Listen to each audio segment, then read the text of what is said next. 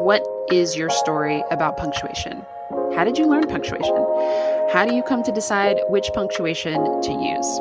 In today's episode of The Written Compass, I want to talk about punctuation that I love, why I love it, and a little bit of different way to think about it than simply rules that I need to follow. Yep, we're going to talk about road signs, and we're going to talk about music and rhythm and how punctuation can actually be really supportive of you as a writer and support the ways you want to convey your messages. I'm so excited you're here. Let's get started.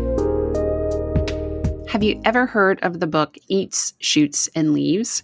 It was this fun book that came out many, many years ago by Lynn Truss, and it was all about punctuation and grammar, specifically focusing on punctuation. And the premise was a comma is very important because if you say a panda comes in, I think it was based on a joke. I'm not going to remember it correctly, but right, panda comes in, he eats, comma, shoots, and leaves. Then we get this vision of a panda walking into someplace, eating, and then shooting something, and then walking out, right? And really what it is that there's no comma that is needed. We just need it to say, this is what a panda eats. It eats shoots, like the roots of a plant, of a stalk of bamboo, and leaves, like the brush on the bamboo. And so why am I telling you about this particular book? Well, in today's episode, I want to talk about punctuation, and particularly punctuation that I love. So what I'm going to do is just walk you through the most commonly used punctuation. And this is not an end all be all. And I want to talk about how to actually start to love punctuation versus seeing it as this like tug of war that I see a lot of writers wrestling with, and this kind of apprehension that comes over us when we think about punctuation. So first and foremost, I've talked about this before in the grammar episode. You can go back. It's one of the earlier ones. That oftentimes punctuation gets lumped into the term grammar, and it's not. It's something different. Grammar is about how the words get put together in whatever language we are using, and how that word order and tense and ways that we change the words all helps us communicate, right? That is the umbrella of grammar. But a lot of times things like spelling, punctuation, even like that gets lumped into grammar. So I am focusing specifically on punctuation. The little marks, they're not words, the little marks that we put in and around our words and their intentions, and how we can maybe think of them in a way that allows us to start to love them and love on them and see them as supportive versus seeing them as this, like, I got to go into battle and figure out the punctuation, right? So first, I'd love you to just take a moment and just kind of reflect. What has been your story up until now about punctuation, right? You may think of, most likely, potentially, a moment in your education where you were made very aware of punctuation. You may think of certain worksheets or strategies or tools or tests or things that you were asked to constantly remember and talk about punctuation, or create certain answers around punctuation, or do corrections around punctuation. Maybe you had a family member that was very clear to point out in your letters. I have one friend whose mom would like proofread letters and give her feedback about punctuation before she sent them out, or after, even worse, after she sent them to her, and like, oh, by the way, thanks for the letter. And do you know you did your comma wrong here? Whew. A lot of times we have a lot of baggage around punctuation, and we certainly get lots of feels around it. And I really love thinking about it in a different perspective and thinking about, how is the punctuation supporting me? How is it actually helping me guide the reader to really convey what I want it to convey? And so I like to think of it, and this is not a new concept. I've seen this several times. A lot of writing centers, which are structures within usually universities or high schools, where people come and receive like kind of one-on-one support around their writing. A lot of writing centers and other places that talk about this stuff call it a roadmap. And I love thinking of it as that. I also like to think of it like a song or music, where it creates a rhythm and a pace. And when we think about it in those two ways, like I start to loosen up, my shoulders start to drop down. I start to go, what kind of punctuation is going to work here? What kind of rhythm am I trying to create? What kind of road sign do I want to deliver to my reader to help them navigate the journey, the road of my writing here? So I want to talk about each. I'm going to kind of break down just a few of them that I see and like to use. This is, again, not going to include all of them. So first, I want to talk about the ones that clearly communicate to the reader that we are stopping. We are finished with this thought and we are stopping right here, and we are going to continue with something new after. And so you can see this as a stop sign in the road for the reader in the piece of writing that you're sharing with them. You could see them as like a really hard end to the song, into the beat that is happening if we think of it from kind of a rhythmical perspective. So there's kind of three main punctuations that fit into that category. One is a period. We should all be pretty familiar with that. It is literally a dot on the page, on the screen, at the end of a thought, right? Now, I'm not going to get into what makes a sentence and all that kind of stuff, but we put periods at the end of sentences. And it tells the reader, stop. We are stopping here. This is the end of this thought, and I'm getting ready to start another one. And that's about all it communicates, right? Now, a question mark is also a stop sign for the reader, but it has a little more meaning, right? It invites the reader to go, oh, I'm being asked something. I maybe am being invited to do something, as I'm engaging in this text, in these words. But it is still a stop sign to the reader.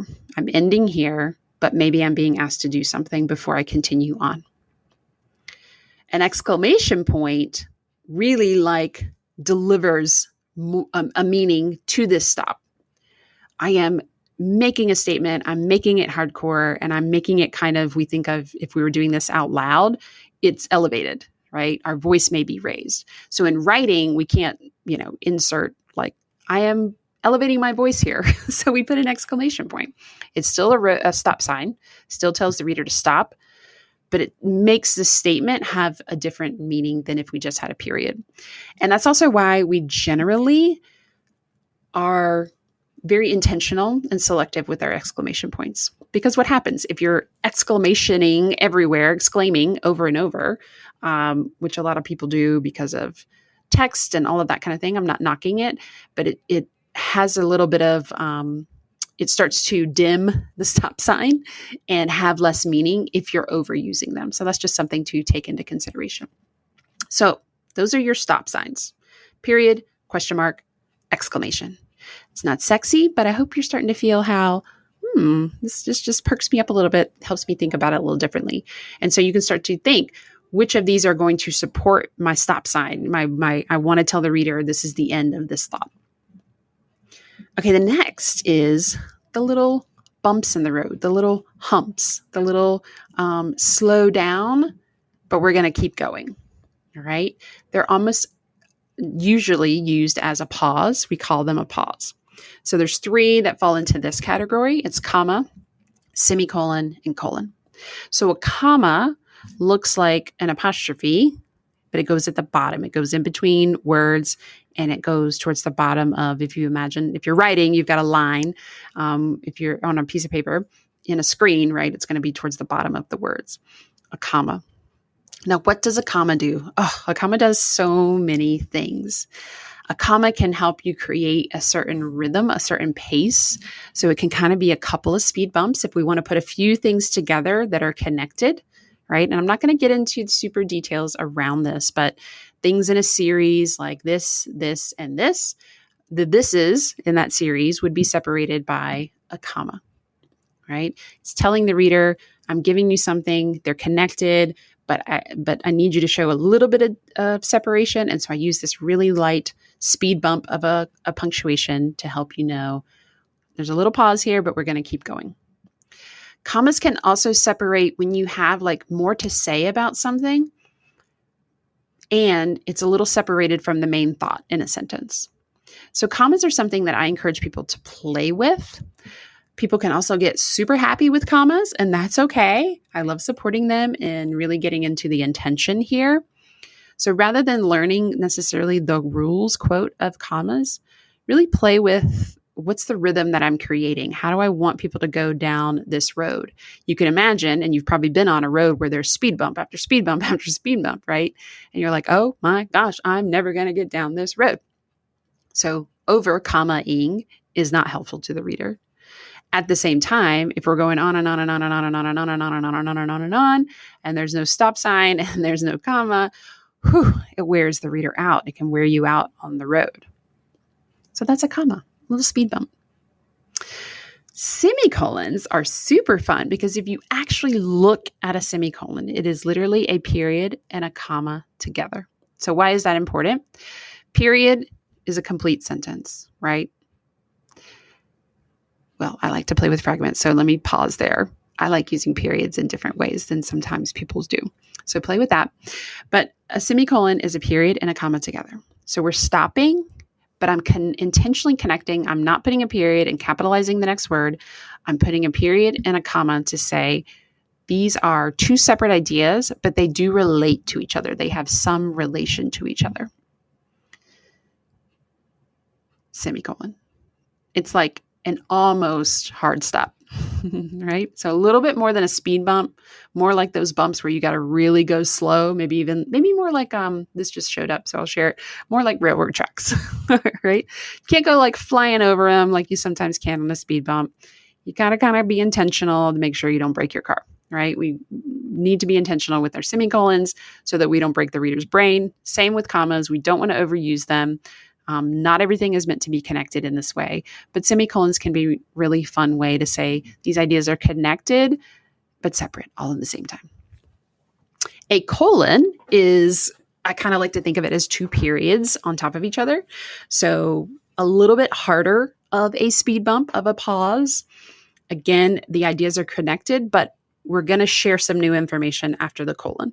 So this might come when I want to give an explanation of something or examples of something after a complete sentence. We might use a colon.